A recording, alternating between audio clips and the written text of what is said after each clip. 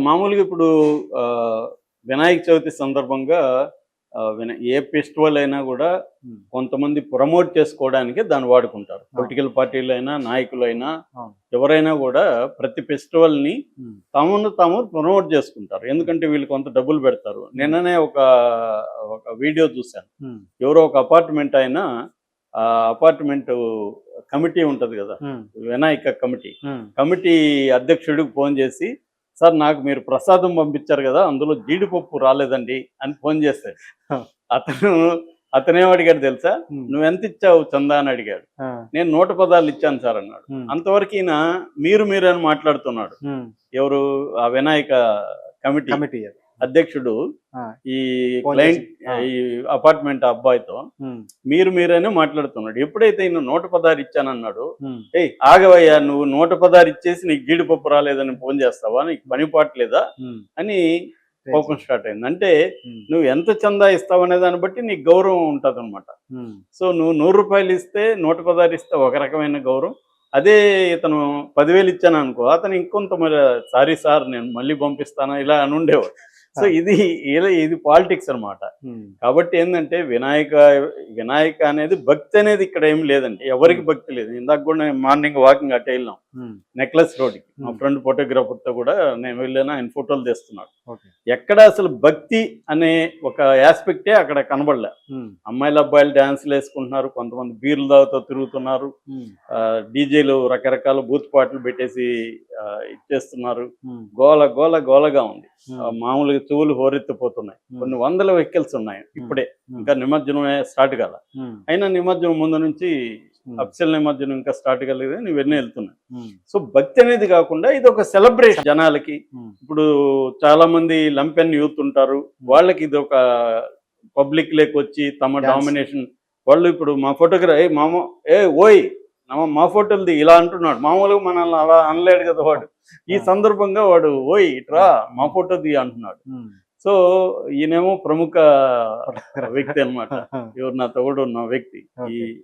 ఈ తెలంగాణ హ్మ్. సింబల్ తయారు చేసిన ఏలే లక్ష్మణ్ ఆయన. ఆహా! ఆయన్ని పట్టుకొని ఓయ్! అనేది ఎవడు అనలేడు. అవును. కానీ ఈ సందర్భంగా ప్రతి పిల్లోడు కూడా అనగలడు. హ్మ్. ఎందుకంటే వాడి సామ్రాజ్యం ఇప్పుడు. హ్మ్. అవును. సో, అలాగా ఎంజాయ్ చేస్తుంటారు. దీంట్లో ప్రమోషన్ ఎక్కడ చూసినా వాళ్ళు ఫోటోలు పెట్టుకొని అవి కూడా డిజిటల్ డిస్‌ప్లే పెట్టారు హ్మ్. ఫోటోలు. హ్మ్. ఒక్కో దాని మీద అవి మారుతా ఉన్నాయి హ్మ్. ఫోటోలు ఆ! కూడా. ఓకే. సో, అలాగా నడుస్తుందండి. హ్మ్. అలాగే ఇప్పుడేమైందంటే వెస్ట్ గోదావరి జిల్లాలో నడపనవారిపల్లి హ్మ్. అనే చోట ఈ దీంట్లో ఫ్లెక్సీలేస్తారు గదా! ఫ్లెక్సీల్లో ఎన్టీఆర్ బొమ్మలు ఏశారు. హ్మ్. ఎన్టీఆర్ ఫ్యాన్స్. హ్మ్. ఎందుకంటే వాళ్ళు దానికి డబ్బులిచ్చారు. హ్మ్.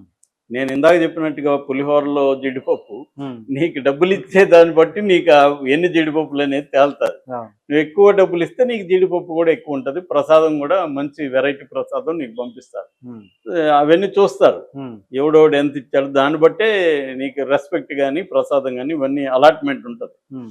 అలాగా ఇప్పుడు జూనియర్ ఎన్టీఆర్ ఫ్యాన్సు కొ ఆ విగ్రహాల దగ్గరికి డబ్బులు అవన్నీ కొంత వీళ్ళు ఖర్చు పెట్టారు గాబట్టి, హ్మ్. వీళ్ళు జూనియర్ ఎన్టీఆర్ ఫ్లెక్సీలో పెట్టారు. ఓకే. దీంతో అక్కడ తెలుగుదేశం వాళ్ళేందంటే ఇవాళ జూనియర్ ఎన్టీఆర్‌ని ఎనిమీగా భావించే పరిస్థితి వచ్చేసింది తెలుగుదేశం. హ్మ్. అది లేటెస్ట్‌గా మనకి దగ్గుపాటి వెంకటేశ్వర ప్రసాద్ అనంతపూర్ ఎమ్మెల్యే హ్మ్. జూనియర్ ఎన్టీఆర్‌ని బూతులు తిడుతూ, వాళ్ళ అమ్మని బూతులు తిడుతూ, హ్మ్.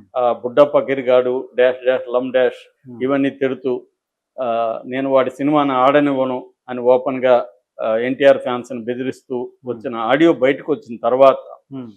అతని మీద ఏ రకమైన చర్య తీసుకోలేదు.